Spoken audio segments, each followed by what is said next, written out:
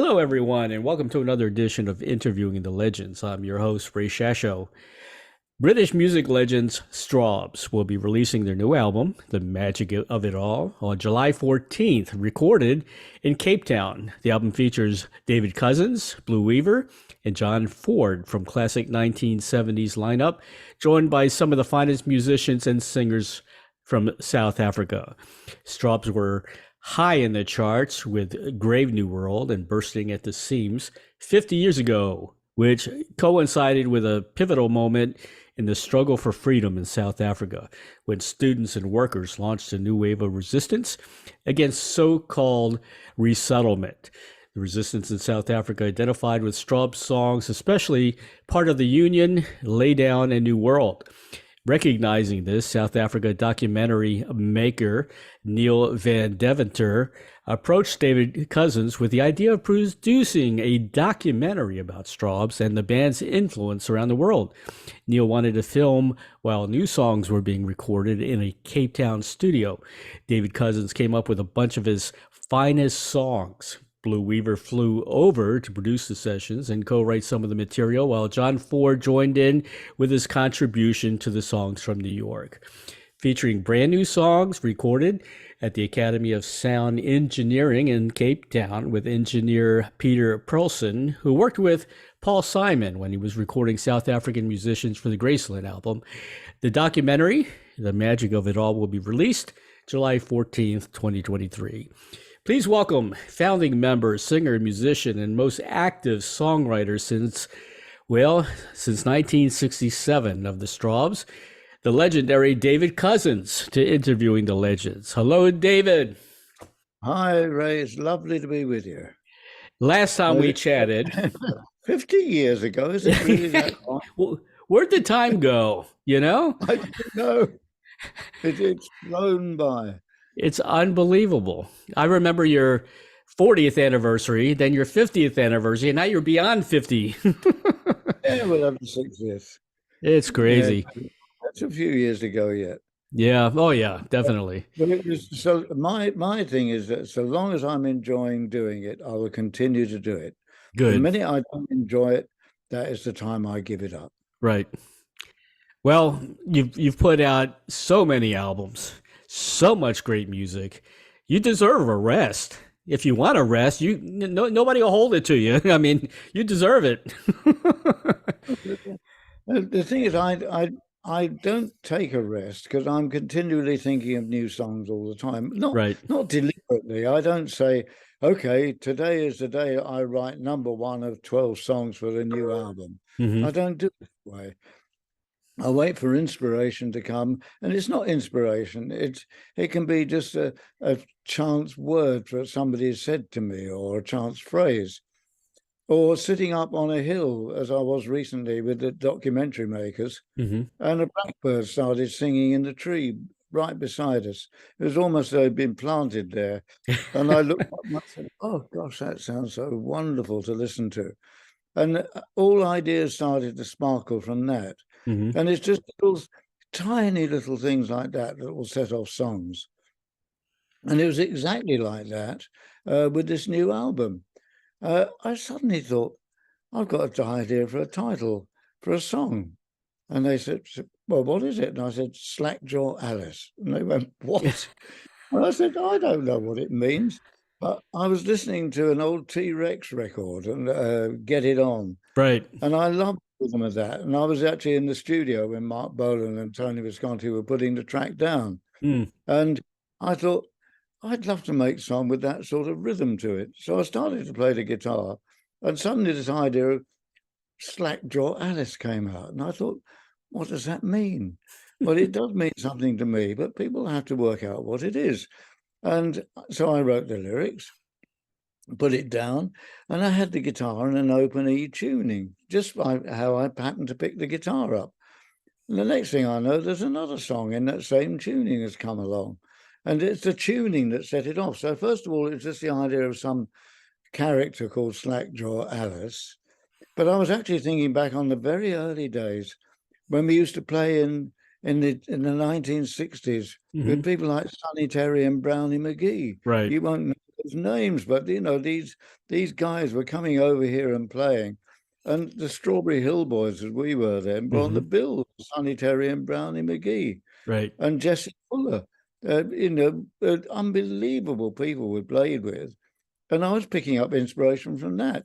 And that Slackjaw Alice takes me right back to those days with Sonny Terry and Brownie McGee, and also then being in the studio with Mark Bolan. My brain sort of whizzed around, and out came a song, and that's how it works with me. Wow. I don't just sit down and say, "I love you, babe." Off, that's not how I write a song.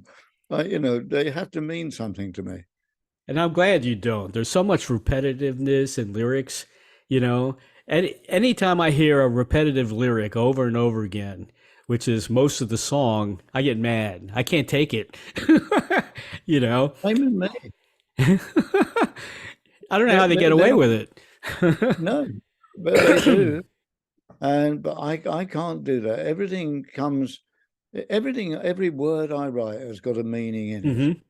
And that's not being pretentious in any way. Right. It's that phrases come out, and phrases mean something personal to me. Sure. And I think that if you were asked to define what Strawbs albums are all about, it's not the people who play on it. It's the songs that mean the most. Right. The songs that what people remember. It's not who was actually playing on that particular songs. We played the songs with different lineups all the way through our career. Correct. But it's the songs that are the continuity of the band, and that's what I like to think about. You're talking to me about the new album we just made. These songs to me are very personal. They reflect back on what was going on when we first started, but they're still very relevant today with the anger that I feel about with the political situation we're in at the moment. There's so many great songs on this new album. I love the album, by the way. I really enjoyed it. Ready, We Are Ready. Can I show you something? I'll show you the sleeve of the new album. You're the first Here it comes. Here it is. Wow. The magic of it all. And who had the idea about the motorcycle? I knew you were going to ask that. Is that you on the motorcycle? It may be. Let me take you through the thinking on it. Okay. I wanted a picture. It was recorded in South Africa. Right. And I wanted a picture of the South African sunset. And when I got the picture, I looked at it and I thought, is that a sunrise or a sunset? And the motorcycle figure, is that a nostalgic picture looking back, right, or am I setting up on a long journey still ahead? There's still fiber in the old muscles, and this could be in either way. And then the magic of it all was the title of the second song that came up, and that sleeve to me is the magic of that wonderful picture, and also the thought behind it. Is it a sunrise or a sunset? Are we looking back or are we looking forward? Right. As far as I'm concerned, this album both looks back and it looks forward, and I have every intention of carrying on writing songs. Awesome. The first song, the first track, Ready, We Are Ready. That track should be on commercial radio. It's that good. I mean, that could cross the boundaries of commercial radio. It's a really good tune, It was written as a call and answer song. I imagine myself when I was actually singing it and being in front of 20,000 people and singing, ready, are we ready? Ready, we are ready, and winding it up like that. Right. And I think that song has the capability of doing that. Now, I'll let you into a little secret, which nobody knows, is that one of the Wu-Tang Clan has heard that song. And we're working with him in doing a cover. Really? How about that? How about that? The Wu-Tang Clan cover Straw. Would never expect that. You are the first person to hear that outside. Awesome. Thank you for that. Some of the other tracks on the album, you mentioned the magic of it all. Classic Strawbs, beautiful song. What's a fun song is All Along the Bay.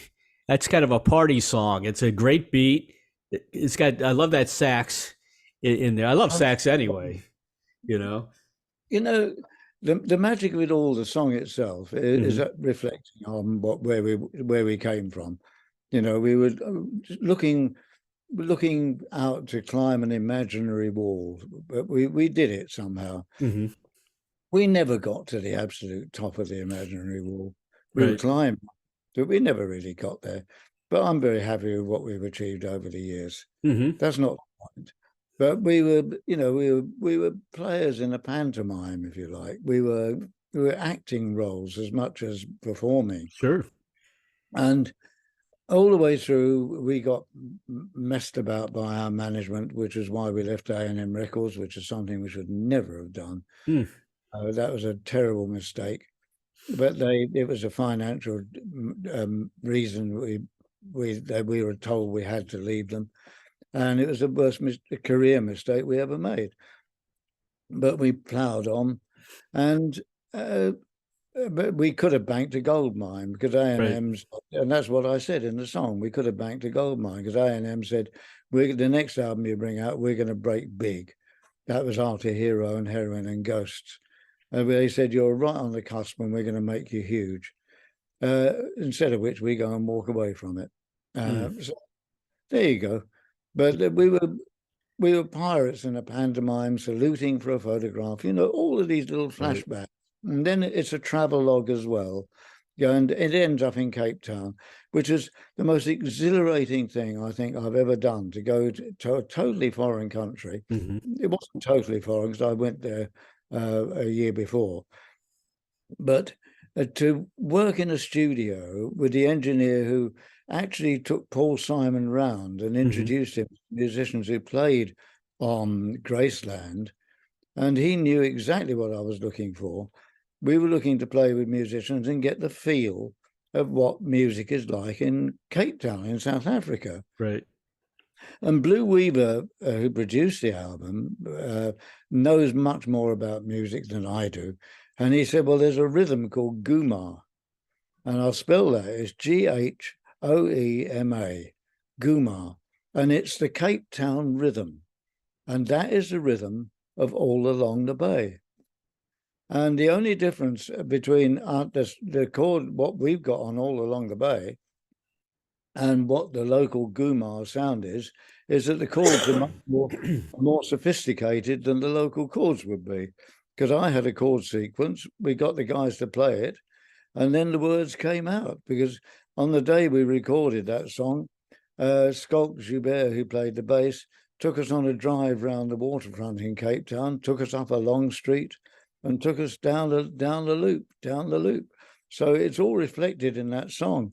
And I think if we ever had a hit song on our hands, it's not going to be over here in the UK. Right. It's not going to be with you in the USA. That song will hit, I believe, in South Africa. Yeah. And it'll mean something because it's a local beat. And people will say, hey, these guys are talking about the loop, and they're talking about going up Long Street, going in the Dublin pub. The Dublin pub was where U2 used to go every night in Cape Town for a week when they did the huge stadium there. So it would be, what I'm talking about, it would be known to local people. And I think, well, maybe we'll have a hit in South Africa. What fun that would be. That would be cool. Happens. It happens. I like your lyrics. Everybody means something to someone. I like, you lost touch with 9 out of 10 friends, which is true. It is very, very true. We lose touch. I can't remember any of my friends from high school, or I've lost touch with everybody, basically. I got a book called, I forgot what it's called now. It's the history of popular music from the minstrel shows right back in the 1880s, right through to the present day. On a bookshelf over there. I'll let you know after the show what it's called. Okay. But I was reading through and I came across a chapter on Irving Berlin, and I found him absolutely fascinating. Now, I didn't realize that in the book, he's described as being the first guy who wrote about personal affairs. Because I didn't realize that his young wife had died when they were first married. and he got married again, and he wrote the songs about her. Right. All Alone on the Telephone, All Alone and Feeling Blue. All those songs were personal songs. He predated Bob Dylan and writing songs about themselves by many, many years. These were written in 1920s, and they are beautiful songs. So when I was writing Everybody Means Something to Someone, I deliberately tried to simplify my lyrics from flowery stuff I did and tried to make it. I didn't copy Irving Berlin. You can't. But I tried to put across a simple message. You've got a phone. You can send people a message, and because everybody means something to someone. Please get in, people. And if you're feeling lonely, give them a call. Pick up the phone. Yeah. So many people are reluctant to do that, make the first move. Yeah. Yeah. Well, we put the first single out, which is Ready. And we're going to put out The Magic of It All as a second single for the album. And then the third one is going to be Everybody Means Something to Someone. Will it be a video as well? There is a video of us recording that song. Okay, good. Actually, in the studio, recording it, putting it down. Awesome. It's a fly on the wall video. It's part of the documentary. Yep. The interesting thing is that when we were in the studio, it's an Academy of Sound Engineering. Part of the arrangement was that the students who were part of their course was actually being in the studio with us while we were filming, while we were recording the songs. They were in there helping to set up the studio, how to mic a drum kit, learning how to mic a drum kit. The guitar was put in a little cubby hole so that the sound wouldn't penetrate into the room and upset the sound. They were learning all these simple things that you'd take for granted. But these were 18, 19, 20-year-olds who were training to be sound engineers of the future. Awesome. They were sitting in the studio while we were recording. And we didn't mind. We just got on recording the songs. But as an educational thing for them, it was absolutely wonderful. Yeah. They were seeing how musicians, I use the phrase real musicians, not deliberately, but musicians actually recording live, right? Which is unheard of now because they all do it on their computers. Yeah, just use samples. Yeah. So they were there watching how musicians record and talk to one another and learn. And in this video clip that you'll see, there's a young girl sitting on the floor of the studio watching, and there are young students behind the desk coming in and pointing over the top and taking lessons from the engineer while he's doing it. We didn't notice them. They weren't intrusive. Right. But it was a wonderful thing for us to do, to talk to them while we were recording. And I was saying, why did you do that? And why did you do that? And what does this song mean? And so I think it's wonderful educational. I'm not trying to be pretentious, but it was wonderful educational for them. Sure. But equally educational for us. Yeah. Because we talked about what they were interested in equally as much as they learned about what we were doing. Right. Well, the recording portion of that in a live studio, that they'll get so much out of that because, like you said, today everything's done on a phone or Pro Tools or whatever they do nowadays. So, well, this was done on Pro Tools at the same time, right? But still done in the old-fashioned way. In the old-fashioned way, exactly. Pushing on a big desk. Yep. Which is important to learn. Yeah.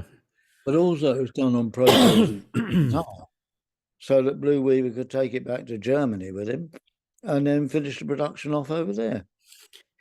I still can't believe how the engineers do what they do with those big soundboards. I mean, today they're massive. They're huge, there's so many controls. It's amazing what they do. I'm looking at a small Apple computer, 13-inch Apple computer. Yeah. And I'm thinking, the last album we did was done on a computer like this. Yeah. But this last album, the new one, the magic of it all, was absolute magic, because Blue left in the sound of us recording in the studio. So you get the count-in on the album. You get some one or two tracks don't actually fade out. He just left it as it was. It just finished, because it wasn't that we ran out of ideas. He said it's much better that people get the feel that this was a live album actually recorded by musicians in a studio working together, talking together. Do you know, the most important thing to me that happened in the recording of this album was Kevin, the drummer, coming up to me. And I was warned, they said, Kevin's going to come and talk to you. They were all smiling behind his back, but not nastily. They said, he's going to ask you a question. And on the very first song, he came up and said, excuse me, can you tell me what this song is all about? Can you explain the meaning of the words to me and understand, and so I can understand what the lyrics are about? So I went through, I can't remember what it was now, the magic of it all, I think, possibly. And I explained what the song was about. He said, thank you very much. That is everything. And he went back to the drums and he played the song. He didn't play a fancy once around the drums 10 times at 100 miles an hour. Right. He played to the song. And every song on this album, he came up, literally, I'm not exaggerating, before it, and he said, what's this song about? He actually played to the meaning of the song. That's great. And that is why this album has got such a lovely feel about it, because these guys are playing the song. They're interpreting the lyrics. Yeah. They're just playing to show how clever they are at being musicians. They're not showing how wonderfully they can play. They all can play unbelievable stuff. They would play songs. I want to mention to the audience about two incredible musicians. Blue Weaver, first of all, who replaced Rick Wakeman when Rick Wakeman left the band. So he's been with the band for a long time. He played with Mata Hoople, and also the Bee Gees. He did some stuff with the Bee Gees. He was on a little bit. He was on Jive Talkin' and You Should Be Dancing, And then John Ford. Saturday Night Fever. He just happened to be on. Guy's incredible. And then John Ford played with Santana, Hendrix, Richie Blackmore, the Eagles, Frank Zappa. I mean, the list goes on, man. You guys got some great people on this album. And it shows. Yes. It's Blue was in the studio with us. He was playing piano as it was going along and working out bits. And that's the beauty of it. And when you see the video clip that we put out, it'll only be a couple of minutes long. Right. Showing how the magic of it all was put together. And it shows how we were thinking about it. And the guitar player saying, I've got this feel, but that doesn't happen anymore. People don't play together. No, you're right. And that's why records are beginning to sound, they don't all sound the same, because they've got different chord sequences. They've got different singers up top. But I can hear the manufacturer. Oh, yeah. They're overproduced. This album's got soul in it, in my opinion. It's got feel. I agree. Wiser Now. Is that about you? Mostly, yeah. So talk about becoming wiser. What are some of the things you've learned? It starts out as Wiser Now is me reflecting back on my first influences in music. Some folks say I left it late. Well, I did leave it late in writing songs compared with other people. They write when they're 18, 19. Right. I was in my mid-20s before I started writing songs. And it was a curious thing. I went to see, in the same period, Donovan came out, and Bob Dylan. I went and sat in the front row of a Bob Dylan concert at the BBC. And Bob Dylan was absolutely riveting. And then I thought, Donovan, I listened to that and I thought, oh, blimey, if he can do it, I can write songs too. So, so it was, but I think Donovan wrote some fabulous songs. But in terms, compared with the intensity of Dylan, they're chalk and cheese. But nonetheless, both were very successful. But I thought, well, if they can write songs, and some of my early songs I look back on now were very gushy and so on. But then I got in the swing of it, and I started to write very prolifically. It was all started to pour out. But so some folks say I left it late. Blame it on a twist of fate. Twist of fate being Bob Dylan, blame it on a simple twist of fate. Right. Me seeing him starting to sing. Blame it on a twist of fate. Fortune favors those who wait. I was lucky. I waited, bided my time. Many moons around the clock. Why me saying Bebop-A-Lula? Because I watched Gene Vincent very early on. I went to see him in concert when I was at college. And so I actually did see Gene Vincent in concert, so I was there. And I saw people like Miles Davis, and I saw people like the Modern Jazz Quartet. I was sucking in like a sponge, absorbing. So there was Bebop-A-Lula, Jailhouse Rock. Well, I was influenced not by Elvis, because when he first came out, I didn't like it. But when I saw Jailhouse Rock, I saw him move like that. I thought, gee, I want to do that, because it's so good. And so that these things left a lasting impression on me. So that's me saying, this is my early days of being impressed. And then it becomes more nostalgic, and it goes into looking back, I can't remember how I phrased it now, but nowadays it's ever clear friendships that I once held dear fade away and disappear. I'm wiser now. I've grown up and people have passed through my life and I don't see them anymore. I haven't seen the members of the band face to face. Well, I saw Blue in Cape Town a year ago. I haven't seen any of the others for at least 2 years, maybe 3 years. It's that way. They fade away and disappear. That happens a lot. Yeah. Yeah. Happens a lot. And then the last verse is, hanging up the old stage props, because I've got a medical condition which is incurable. I can't get, there's nothing I can do about it. They can check it, keep it in check if they can. Right. Everyone has a finite time in life. Yes. On this world, and I'll just do my best to carry on. But I know that I can't carry on playing music live on stage anymore. Right. I'm doing my last show in August live, and after that, I shall concentrate on recording. Yeah. But I've learned so much in the making of this album. I want to work with people like this, and I can work with whoever I want now. Sure. Not literally, but I can give people a call and say, "Can I work with you?" and do it remotely. Yep. And the beauty of having Blue on board and being, as close as he is, he lives in Germany, which is about, well, God knows how far away, 1,000 miles. I don't know, 100 miles. I don't know. I have no idea. But working with Blue, we get on very, very well, and we understand one another. And the understanding comes through in the sound of the record. Oh yeah, definitely. I've had some of the guys on the show that are friends of yours, and I'm actually friends with Annie Haslam. Me and Annie. I love Annie. She's been on the show many, many times. She's the best. And David Bainbridge.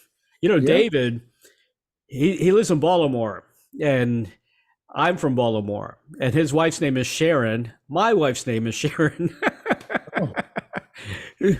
So we got a few things in common there, but he's a good guy too. Of course. Yeah. We talked about when him and his wife were separated. Yeah. And they were going to get married, and then COVID hit. And that's right. Well, that's how we made the last album, Settlement. Yeah. We were all totally separated. Didn't see what I hadn't done. And the contributions he made was when he was in Mexico on his way to get into the USA to Right. see him. So it was, his contribution came from Mexico. You So, do what you got to do, yeah. David, I'm going to tell you one thing about this album that's genius. Okay, I love every track is fantastic. I love everything, but you made a Christmas song, man. Christmas Ghost. If this thing catches on, there you go. You're set for life. Yeah. I mean, it can be added to a Christmas playlist, a traditional Christmas playlist. It's that good. Exactly. And it started out with John Ford said, I've got a Christmas song, but I can't put any words to it. So he sent it over and I said, that's great. And so I came up with the idea of Christmas past, present, and future, i.e., Christmas ghosts as from Charles Dickens. The ghosts of Christmas past, Christmas present, Christmas future. And so the first verse is written about Charles Dickens. And I went through all of his book titles. Bleak House is Open, Christmas is Light. I went all through the titles. Yeah. The middle verse is Christmas present. Everybody's buying Christmas online. So I thought that was appropriate. And then you got the young girl out on Mars. I don't need fairy lights. I've got the stars. I'm finding Christmas out here on Mars. So you got Christmas past, present, and future. And I think it's wonderful. Do you know what change happened? Was that John Ford wrote it in 4/4. Blue Weaver said, I think it should be in 6/8. And so he put it in 6/8, and it suddenly took on a whole different characteristic. And John Ford he's still got his demo of it. He can do it his way in 4/4 and still put the same lyrics to it, which he may well do. But I think this one is the hit version. It's a very catchy Christmas tune. And I'd love to hear it every year around Christmas time. Yeah. And if it's got some humorous lines in it. Yeah. And what better person to write a Christmas song than you? I love the line, Earth is a memory, too little, too late. Right. Which is, if you look at what's going on with the way that the weather patterns are changing, right. You can't predict what summers and winters you're going to have anymore. Right. True. You've got no idea. It can be a deluge one minute and then be 90 degrees the next minute. And you just can't predict it. No. And people are still not fully appreciating what is happening around us. And that's why that line is in there, Earth, because eventually we will colonize Mars.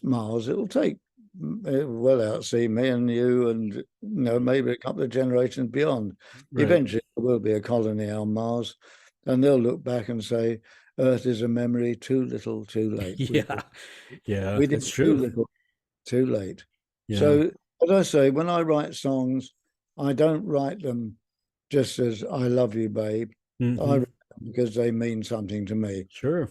I think the great pleasure I get from people is saying, I identify with what you've written in your songs. Yes. And it's wonderful when people say that.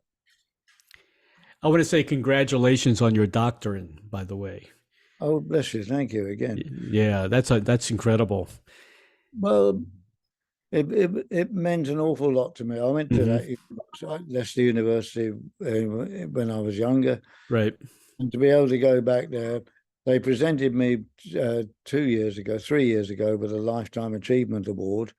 And then I got upgraded to a Doctor of Music. I can't call myself a doctor. I'm only allowed to call myself doctor on the campus. Yeah. And that's when I can be referred to as Dr. Cousins. But anyway, it's very flattering and it's lovely. And the sad thing was that when they awarded it to me, it was in January, and I couldn't go because I'd just been diagnosed with this condition I've got. Right. And I was told by my doctor, you cannot go anywhere.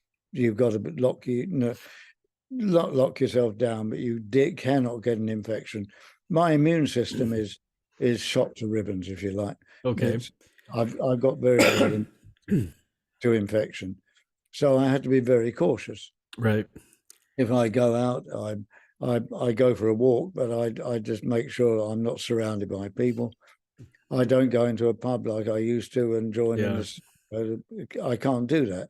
I can go in the pub garden because it's in the open air, and I've got less chance of picking up an infection. But I've just got to be careful with it and enjoy the rest of my life as much as I've enjoyed the last bits.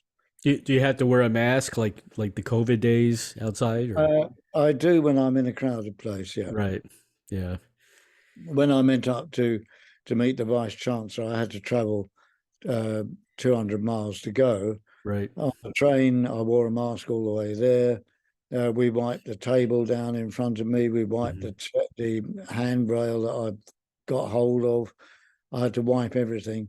And when I met the Vice Chancellor, I was wearing a mask, but I took it off because we had a cup of coffee together. But then I put it on again. It's something you got used to in COVID. Right. And there are still people walking around the streets here because people are very cautious. Yes.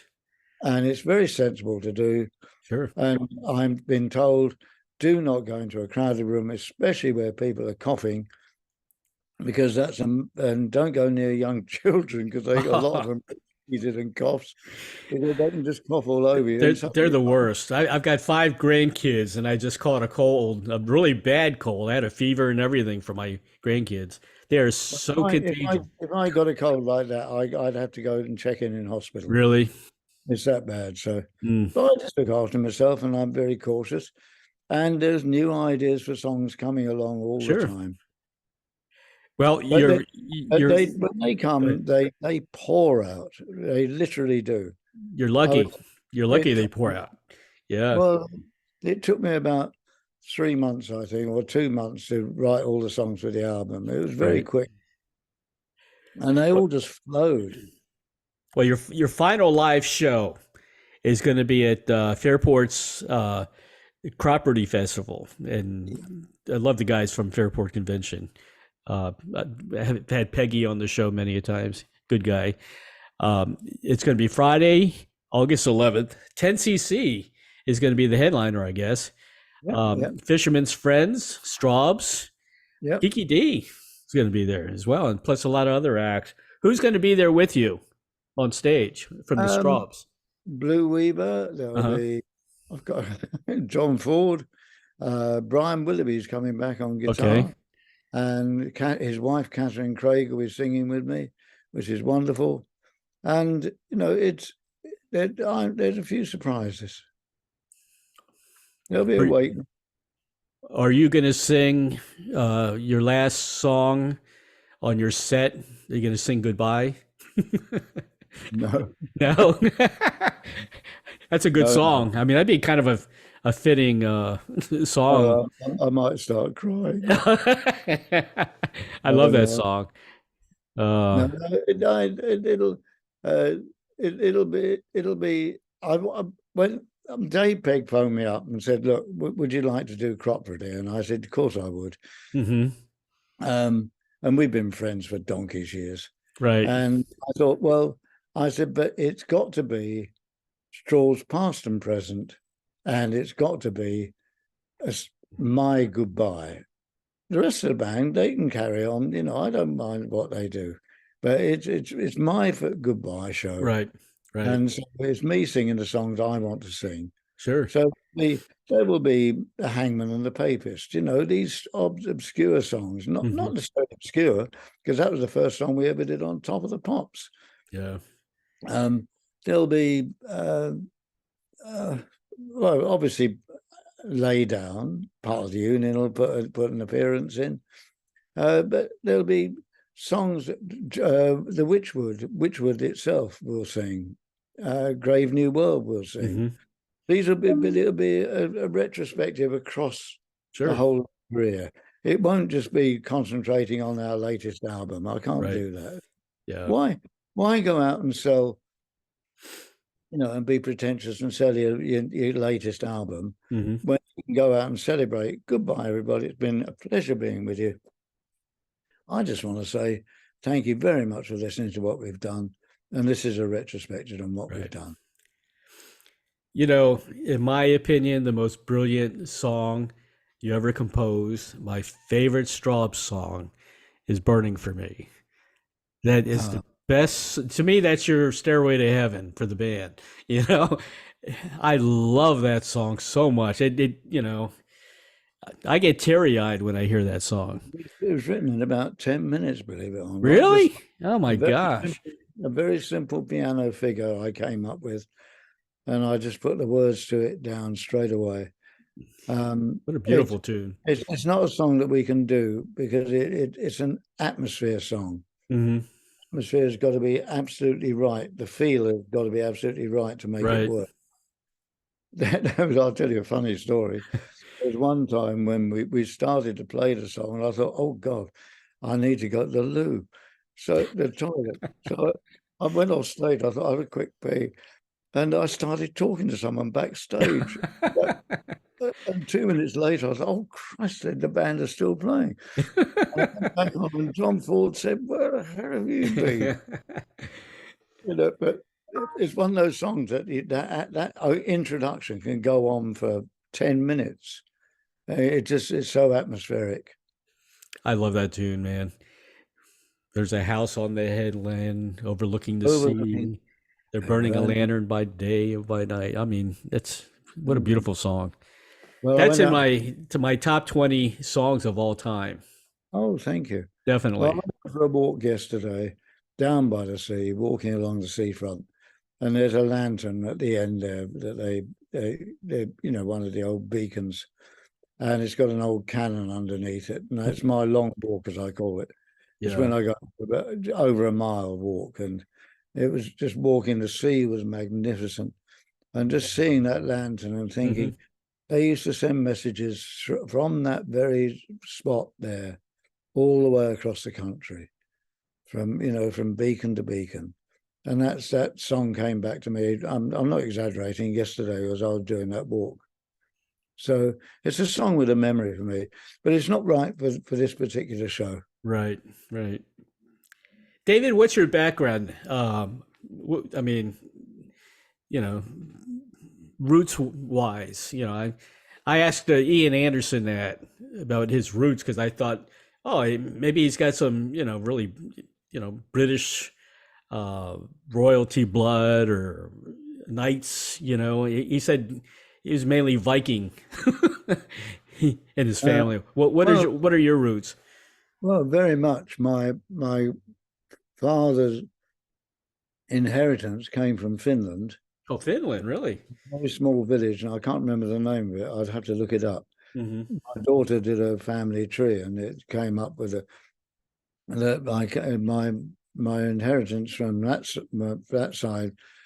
My father's side come from via Finland, via the northeast of England. From my mother's side, her mother was Irish, so there's a mixture of Irish in me and Scandinavian. Yeah. So Lord knows what you make of that. There's I suppose the Scandinavian is deep thinking, maybe, but the Irish definitely is the musical element. My grandmother used to play the piano by ear. Yeah. My grandfather used to take a piano around on a barrow from pub to pub in the street for money. So there is music in the family. Right. I was the first one probably to have any musical training and going to a music teacher. I didn't last very long there because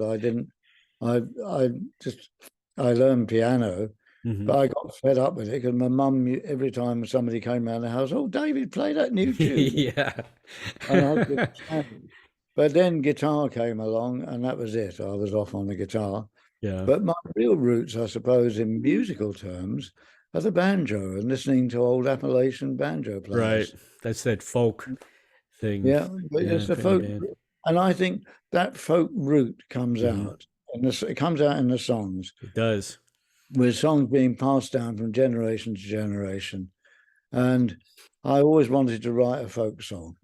so nobody would know where it came from, and that's the ultimate song. Mm-hmm.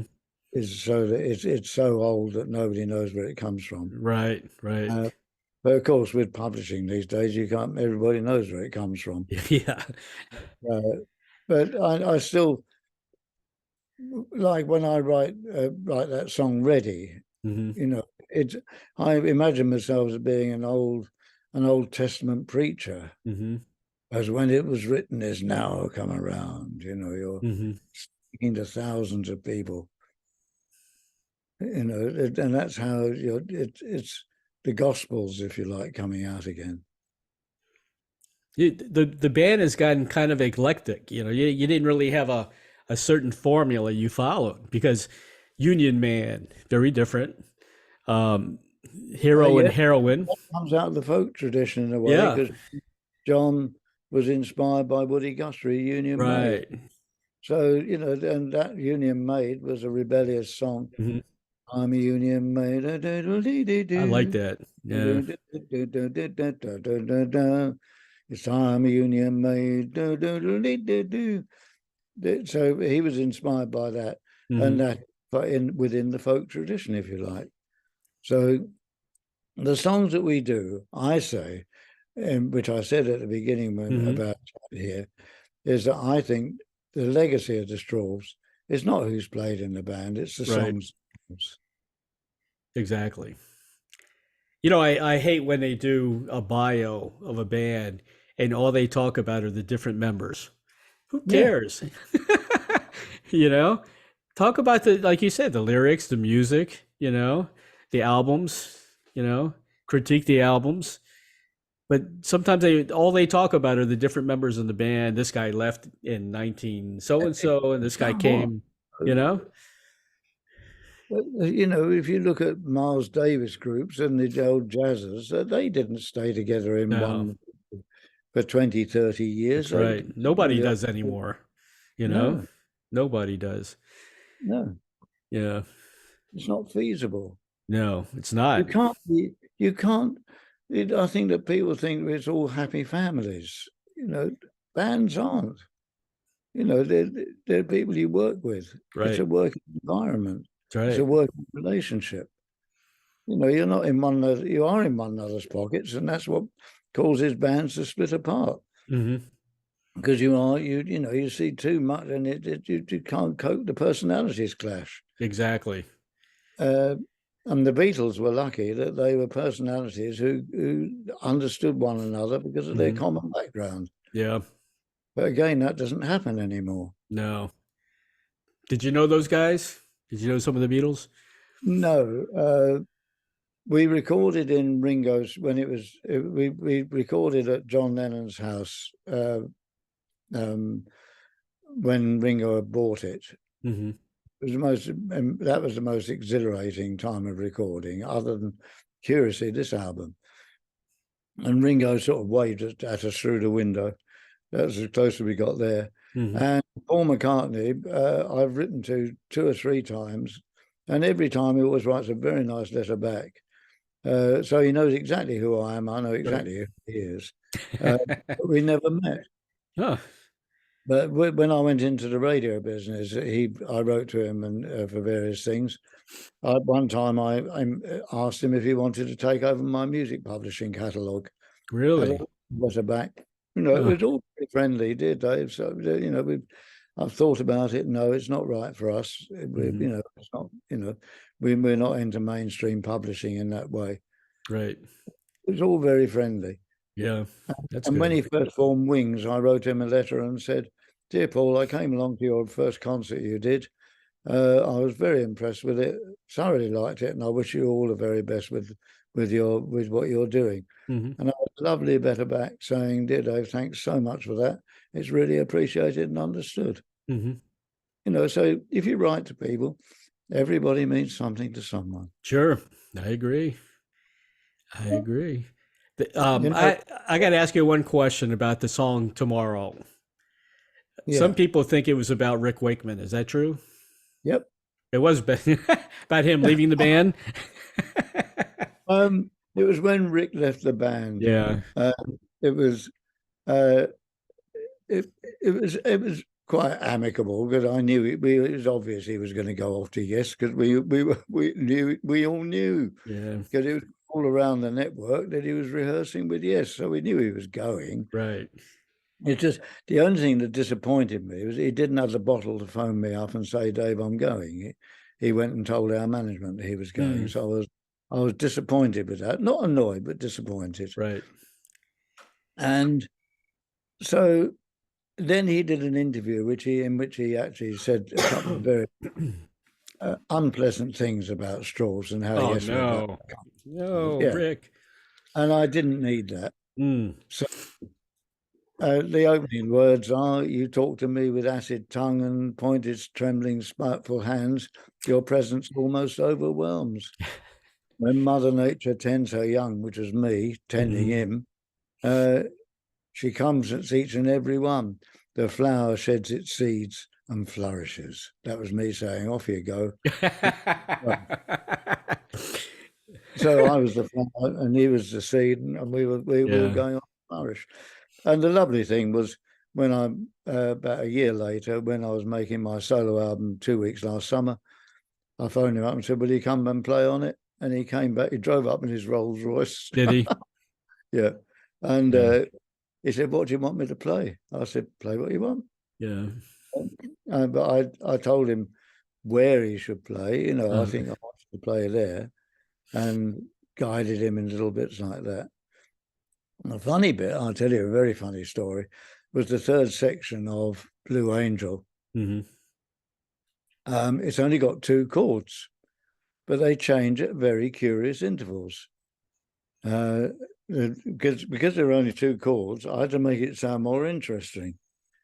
D, sleep, the sleep of peace, my love, and D will let you be. I alone can comfort, I alone can set you free. And Rick said, "I can't follow it." I'll tell you what, this is D, this is G. Sleep the sleep of peace, my love, I will let you be. And that's how that was put down in the studio. Interesting. In front of him, and held my hand up, and he played the chords. Sign language.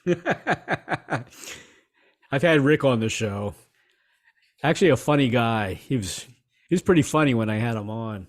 Oh yeah. And he was doing that comedy. He was in that comedy show, that British show, television show, and we were talking about the Hall of Fame, the Rock and Roll Hall of Fame, how funny he was during that.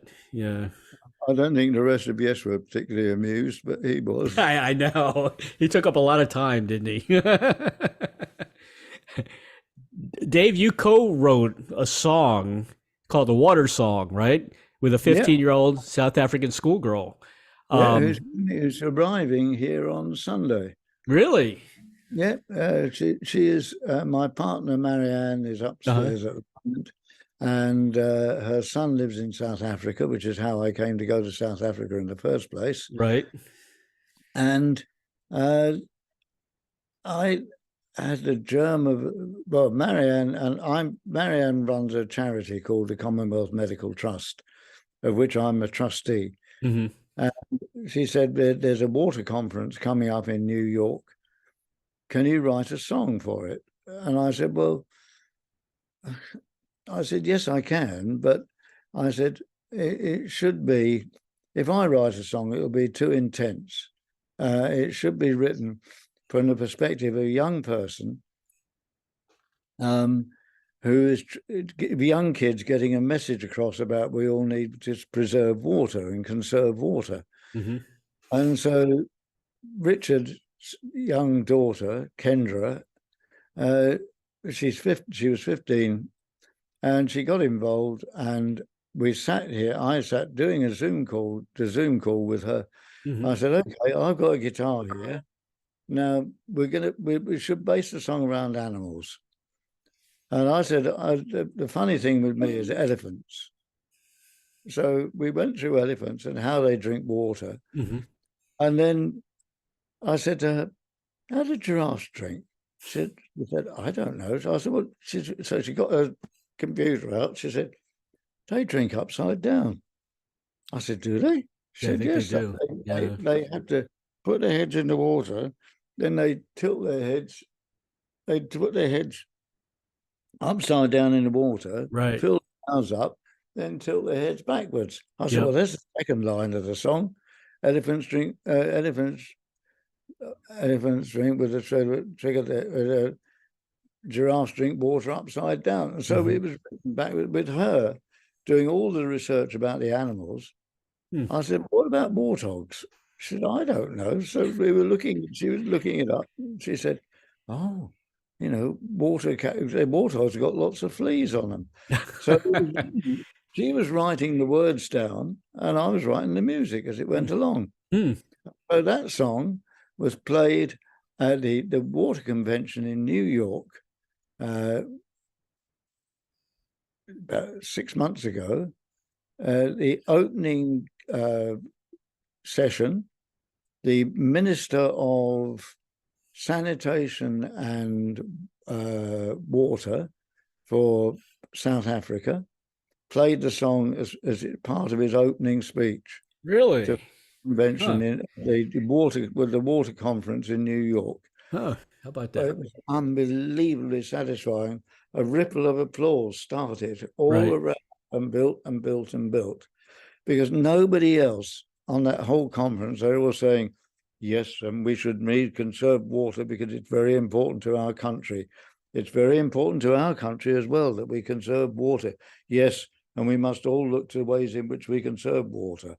Whereas we put up a presentation with a bunch of school kids, 15-year-old school kids, 12, 15-year-old school kids singing the water song. Yeah. It got the biggest round of applause of any of those delegates. None of them got any applause whatsoever. And we've had 2,500 views of that around the world now. Really? And we've got the whole score down, and we got the marimba arrangement, and it's going to be sent out to schools all around the world for them to do their own version of it in their own language, write their own words for it, and so that they can all pass the message on. Where can I hear the song? On Commat, COMMAT. Okay. They'll put up Commat, the water song. Right. It should come up. I can send you the link. I'll get Marianne to send you the link. Okay, that'd be great. But it's a lovely, lovely song. The video is wonderful. It's got young kids loving it, all singing about water. We can't boil a kettle or wash our hair. You know, it's written from the kid's perspective. Sure. It's not from me saying, you must save water. You know, let's build water tanks. Let's watch the pipe work. You know, there's a young kid singing, we can't boil a kettle or wash our hair. They're our future. The kids are our future. Of course. Yeah. And there's crocodiles come into it because young Kendra was taken by her parents to a crocodile farm. And they lowered her into a net about 2 feet above a crocodile who swam underneath her. You know, really, same little girl. And she's coming over here, and we're going to write another song. When she comes, fantastic, on Sunday. Yeah, and we're going to write another song. Awesome. We've got the idea to be about hippopotamus. You're going to keep with the animal theme. Yeah, because it's ideal for children to convey the message. Children can convey messages easier than adults can. Yeah, it's true. Yeah, and who doesn't love animals? Yeah, you know. When you've got crocodiles in it, and you've got whales. But whales don't like the water, but when they're out in the ocean, because it's full of plastic waste. Oh, yeah. They turn away because they don't like the taste. Yeah. But this is from a children's perspective, right? And so this is what's going to be the next song, and it may turn into a children's album or something like that. Who knows? That would be great. Yeah. David, here's your final question today. I've asked you this before. Last time we did an interview, if you had a Field of Dreams wish, like the movie, to perform, collaborate with anyone from the past or present, who would that be? In the movies or anywhere? Do you know, I think it would be Huddy Ledbetter. Ledbetter. The guy was so powerful in the songs that he sang, melodic. He was tough, but he was humble. He knew what he'd done. He went to prison for it. But the songs that he wrote were so simple, and like Goodnight, Irene. Right. See you in my dreams, or I'll get you in my dreams, I believe he sang. Not I'll see you in my dreams. That was homogenized for public consumption. He said, I'll get you in my dreams. But I would love to collaborate with somebody like that. That would be a huge, wonderful experience. Maybe I'll meet up with him somewhere. Yeah, that's a good answer. I've never had that one yet. That's a first. Oh, good. I want to say very thanks to Billy James of Glass Onion PR for arranging this interview. I've known Billy now for 15 years or so, maybe longer. He's a great. Yeah, he's a good guy. You can purchase the latest album by the Strawbs, The Magic of It All. I'm holding it up. July 14th is the official date, but you can pre-order it now. And I guess you can go to www.cherryred.co.uk /artist/Strawbs. I'm sure it'll be on Amazon as well. Oh, it is. Yep. It's going to be everywhere. It'll be everywhere.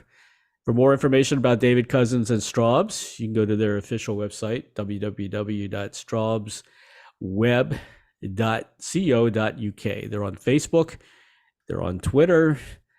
And I wish I was there for the final tour, man. But it's not like it's around the corner, is it? The whole thing is being filmed for posterity. So it would be a lovely event. And also it's part of the documentary, The Magic of It All, which will be coming out later this year. Is the documentary completed 100%? No, it can't be complete until we do the concert. Oh, that's right. That's right. The concert's part of that. That's all part of it. Yeah. The interviews are ongoing. All three Wakeman are part of it at the moment. Right. Oliver Wakeman and Adam Wakeman. They've all taken part. All these interviews have been going on. It's exciting. Very exciting. Yeah, it's a great album. And I really hope that Christmas tune is a tradition every year because it's that good. Good. That'll be your retirement right there. My pension. Yeah, your pension. That's your pension, your Christmas pension. David, thank you so much, man, for being on the show today. It's a real pleasure to see you again. You look wonderful, too, by the way. I feel well. You look great. I feel it. Keep doing what you're doing. It's working. Thank you. Yeah. Early to bed, early to rise. Right. Exactly. Makes a man healthy, wealthy, and wise. It's true. Very, very true. Thanks, David. Okay, Ray. Lovely to speak to you. All the best. Bye-bye. It's been magic.